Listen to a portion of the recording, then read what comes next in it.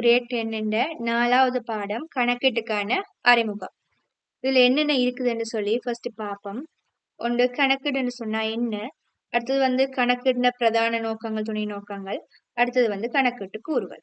இவ்வளவு தான் இதுல இருக்குது. இவ்வளவு உங்களுக்கு விளங்கிச்சுன்னு சொன்னா பின்னுக்கு செய்யக்கூடிய கணக்குகள் எல்லாமே எங்களுக்கு ஈஸியா இருக்கும். இதுதான் அடிப்படை. பின்னுக்கு வர கணக்குகளுக்கு இதுதான் அடிப்படை.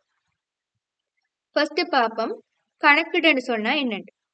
நாங்க செய்ய போறது எல்லாமே நிறுவனத்தின கணக்குகள் தான் செய்ய போறோம். இப்ப கணக்கீடுன்னு சொல்லி சொன்னா என்ன அப்படின்னு சொன்னா, சகல அதாவது பண ரீதியான கொடுக்கல் வாங்கல்களை பதிஞ்சு அது ஒரு பயனுள்ள தகவலா அக்கறை செலுத்துற பிரிவினருக்கு வழங்குறது.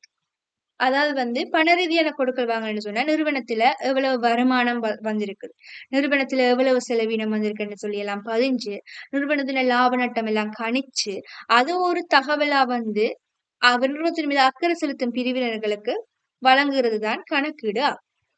இந்த கணக்கீடுல நாங்க நிதி சார்ந்த தகவலை மட்டும்தான் பயன்படுத்துவோம். ஏன் நிதி சார்ந்த தகவல்களை நாங்க பயன்படுத்துறோம்னு சொன்னா, நிறுவனத்தின லாப நட்டத்தை கணிக்கணும்னு சொன்னா, வருமானம் செலவினங்களை நாங்க பார்க்க வேணும், கணிக்க வேணும்னு சொன்னா, ஒரு பண ரீதியான பெறுமதி அதுல இருக்கவும் பெறுமதியை இருந்தா மட்டும்தான் நாங்க அங்க காணும். இப்ப நிறுவனத்துல 2 தகவல்கள் இருக்குது. ஒன்று நிதி சார்ந்த தகவல், நிதி சாராத தகவல். நிதி சார்ந்த தகவலுக்கு உதாரணம் இதுல இருக்குது பாருங்க. 10,000 பெறுமதியுள்ள சரக்கு விற்பனை செஞ்சிருக்கிறோம். அப்ப நாங்க எவ்வளவுக்கு விற்பனை செஞ்சிருக்கிறோம்? 10,000 ரூபாய்க்கு விற்பனை செஞ்சிருக்கோம். அப்ப இதை நாங்க எங்க பதிவோம்? கணக்கீட்டுல வருமானம்ன்றதுக்குள்ள விற்பனையை பதிவோம். ஆனா நிதிசாரா தகவல்ல உதாரணத்துக்கு நிறுவனத்துல காணப்பட்ட ஊழியர் திறன், அந்த ஊழியர் திறன்ல ஏதாவது பண ரீதியான பெறுமதி இருக்குதா? அதை வச்சு கொண்டு நாங்க நிறுவனத்தின் வருமானம், செலவினம், லாப நட்டத்தை கணிக்கக்கூடிய மாதிரி இருக்குமா? இல்ல. இன்னும் ஒரு நிதிசாரா தகவலுக்கு உதாரணமா, அப்ப நிறுவனத்தால வழங்கக்கூடிய பொருளுண்ட தரம், இந்த தரத்துல ஏதாவது பண ரீதியான பெறுமதி இருக்குதா? இதை வச்சு நாங்க நிறுவனத்தின் லாப நட்டத்தை கணிக்கக்கூடிய மாதிரி இருக்குமா? இல்ல. அப்ப நிறுவனத்துல கணக்கீட்டுல நிதி சார்ந்த தகவலை மட்டும்தான் பயன்படுத்துவோம். அடுத்தது கணக்கீட்டின் பிரதான நோக்கம். இப்ப கூடுதலா MCQல உங்களுக்கு கட்டாயம் இந்த அடிக்கடி வாருது. கணக்கீட பிரதான நோக்கம் என்ன என்று கேட்டுட்டு பிரதான நோக்கத்தையும் தந்துட்டு துணை நோக்கத்தையும் தருவாங்க. இது அடிக்கடி வாருது, இதை பார்த்துக்கொள்ளுங்க. கணக்கீட பிரதான நோக்கம் என்ன? வணிகத்துல அக்கறை செலுத்துற பிரிவினருக்கு சரியான தகவல்களை வழங்குறதான அதன் பிரதான நோக்கம். இப்ப வணிகத்துல அக்கறை செலுத்துற பிரிவினர்கள் யார்? ஒன்று உரிமையாளர் இருப்பார், ஊழியர், முகாமையாளர், வாடிக்கையாளர், முதலீட்டாளர், அரசுன்னு சொல்லிக்கொண்டே போலாம். இப்ப ஒரு உதாரணத்துக்கு முதலீட்டாளர் வச்சுக்கொள்வோம். இப்ப முதலீட்டாளருக்கு இந்த கணக்கீடு, இப்ப முதலீட்டாளர் சும்மா ஒரு நிறுவனத்துல முதலிடுவாரோ? இல்ல. அந்த நிறுவனம் நல்ல நிலைமையில இருந்தா மட்டும்தான் அவர் என்ன செய்வார்? முதலிடுவார். அப்ப அதுக்கு என்ன செய்வார்? அவர் நிறுவனத்தின் கணக்கறிக்கைகள் எல்லாத்தையும் என்ன செய்வார்? பார்ப்பார். ஒரு கொஞ்சம் வருஷத்தின் கணக்கறிக்கைகளை பார்ப்பேன். பார்த்தா அந்த நிறுவனம் லாபம் முழிச்சு கொண்டு போகுதுன்னு சொன்னா அவர் என்ன செய்வார்? அந்த நிறுவனத்துல முதலிடுவார். இந்த நிறுவனம் நட்டத்தை நோக்கி போய்கொண்டிருக்குன்னு சொன்னா அதுல முதலிடுவாரோ? இல்ல.